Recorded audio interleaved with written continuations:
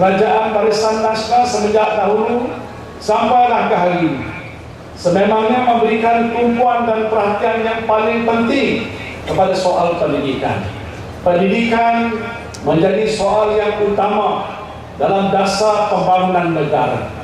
Karena kita tahu sekiranya Malaysia mau menjadi sebuah negara yang maju dalam tempoh beberapa tahun ke hadapan menjelang tahun 2020, salah satu perkara yang mesti kita berikan perhatian ialah supaya warga Malaysia kita ini, tidak kira mereka apa keturunan, sama ada dia Melayu, Cina, India, Iban, Kadasan, Murut, Bidayuh dan sebagainya, seharusnya mendapat pendidikan yang cukup sempurna supaya dengan ilmu yang mereka ada, mereka dapat membantu membangunkan negara. Karena kita tahu untuk masa depan negara kita amat bergantung kepada pembangunan modal insan. Bermaknalah kalau Malaysia mau menjadi sebuah negara yang maju, perkara yang paling utama dan penting yang harus kita maju dan bangunkan ialah modal insan ataupun manusia. Oleh sebab itulah sejak dulu lagi kita telah memberikan keutamaan pada soal pendidikan.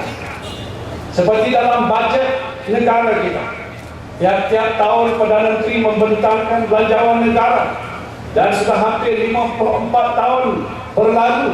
Tak lama lagi kita menyambut sambutan Hari Kebangsaan yang ke-55. Maka setiap tahun waktu mana belanjawan dibentangkan, sebahagian besar daripada peruntukan yang disediakan ialah untuk sektor pendidikan negara. Dari peringkat prasekolah, peringkat sekolah rendah, sekolah menengah, universiti dan sebagainya. Kenapa itu dilakukan?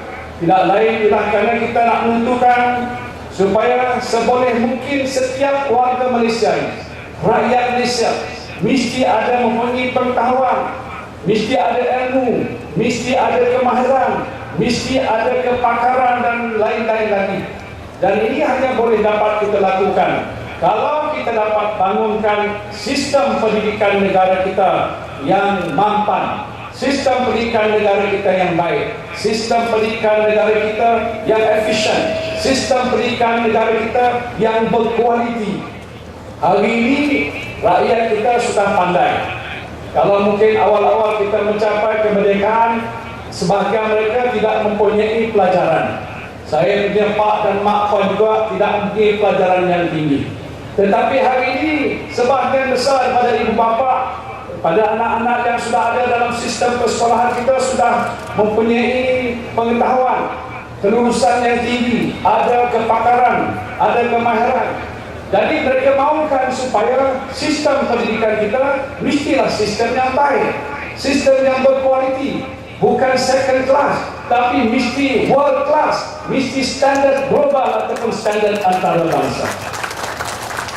Oleh sebab itu, tanggungjawab saya dan juga pimpinan di tingkat kementerian, kira bagaimana kita nak tentukan kita dapat melahirkan generasi masa depan kita yang cukup ilmu pengetahuannya. Saya tahu bahawa di Malaysia ini sudah menjadi suatu perkara yang tidak boleh dinafikan oleh sesiapa pun. Karena kita sudah terima ini sebagai suatu warisan kita, yaitu kita mempunyai sistem sekolah kebangsaan, tetapi juga kita menampung sistem sekolah jenis kebangsaan. Kita ada sekolah jenis kebangsaan Cina, kita ada sekolah jenis kebangsaan Tamil. Ini ialah untuk kita memenuhi keperluan sebahagian besar daripada rakyat kita yang berketurunan Cina dan Tamil, untuk membolehkan anak-anak mereka ini faham bahasa ibunda mereka. Kalau dia daripada orang Cina, tentu dia mahu anak-anak mereka juga mesti tahu berbahasa Cina.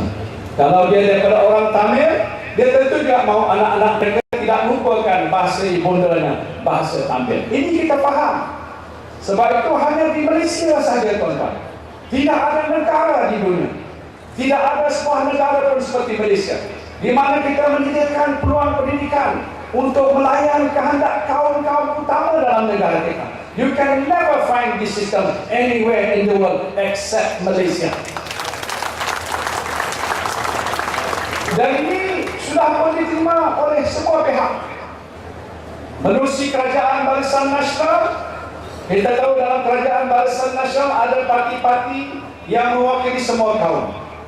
UMNO mewakili orang Melayu, MCA Gerakan mewakili orang Cina, orang India diwakili oleh MIC dan juga PPP dan sebagainya, dan lain-lain parti yang ada di Sabah dan Sarawak. Ini sudah kita terima, dan disebabkan kita mahu supaya apa sistem yang kita laksanakan, termasuklah di peringkat sekolah jenis bahasa Cina.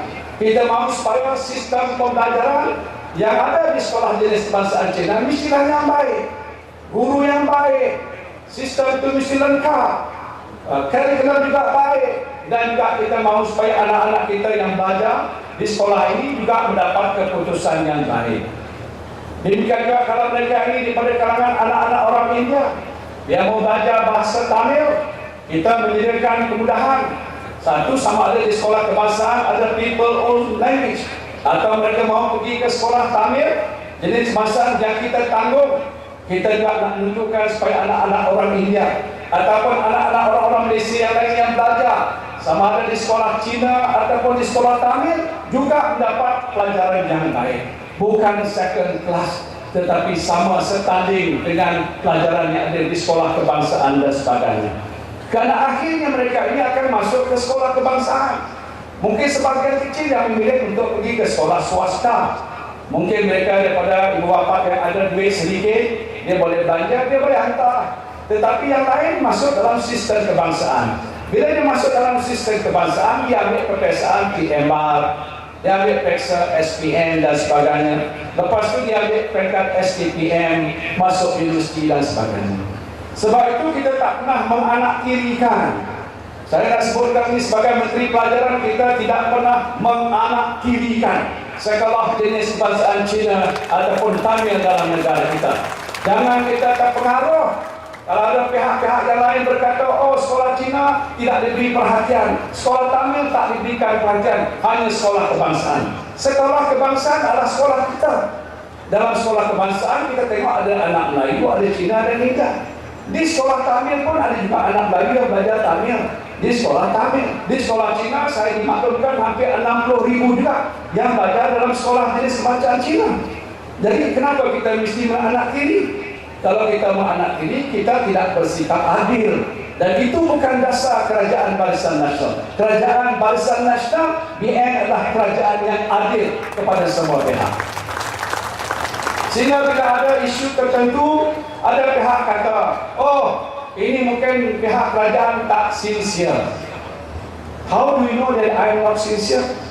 Just because my face is like a Melayu, so I am not sincere to the Chinese.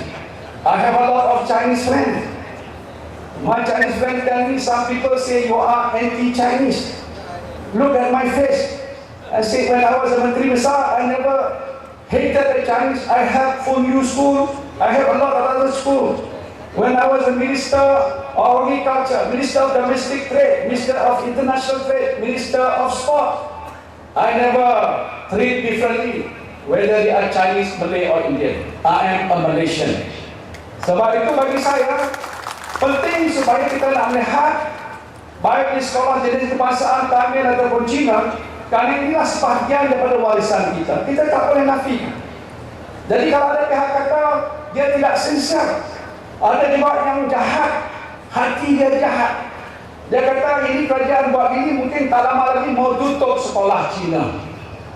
Saya nak beritahu tuan-tuan bahawa sekolah Cina tidak ditutup. Dalam undang-undang pun dikatakan Menteri Pelajaran tak ada kuasa untuk tutup sekolah Cina dan Tamil. Betul tak?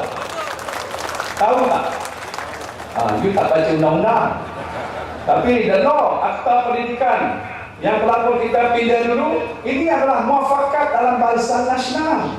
Waktu dulu Presiden MCA, Leong Si, Presiden Gerakan, Dato' Lim Keng dan lain-lain Sami Bali duduk sama-sama. Okay, we can maintain this. Tapi dengan syarat sekolah ini mesti dikekalkan. Jadi kita sudah terima. Jadi kalau ada orang kata kita bersikap tidak adil, mereka yang tidak adil. Kalau mereka kata saya yang resis, saya tidak resis, mereka yang resis. Baru-baru ini pun kita tahu, disebabkan dikatakan, oh di sekolah jenis kebangsaan Cina tidak ada cukup guru. Ada yang kata sudah 20 tahun tak cukup guru, bohong. Kita tak boleh berbohong. Saya sudah cek dan saya tanya dengan Timbalan Menteri Lee Kasong, pasal dia juga saya beri tugas untuk tengok keadaan sekolah Cina, dan dia beritahu tak betul. Bila dikatakan tidak ada guru, jumlahnya hanya 1.700 orang saja. Seluruh negara kita ada 500.000 guru. Sekolah Cina ada 38.000 bilangannya. Jadi bila dikatakan jumlahnya 1.700, itu kekosongan yang dikatakan berlaku. Tapi sudah kita isi lebih daripada 1.400, yang kurang 300 saja. Jadi sudah mau jadi gegar gempita, seluruh dunia mau tumbang bila diadakan perhimpunan 5.000 orang hanya karena jumlah 300 guru yang dikatakan tak mencukupi. Di sekolah kebangsaan pun mungkin tuan-tuan pun tahu. Nah, di sini saya tak jemput sekolah kebangsaan, kalau jemput tak muat padang. Ini tuan-tuan tengok ada sekolah jenis kebangsaan Cina dan Tamil sudah full house. Jadi kalau panggil susah nak buat. Jadi saya panggil khas special attention to sekolah Cina dan Tamil saja pada petang ini. Jadi kita dah tengok sini ada apa-apa isu dan masalah. Dan karena di sekolah Cina ini saya tahu dia hendakkan supaya guru ini bukan saja mahir dalam bidang matematik.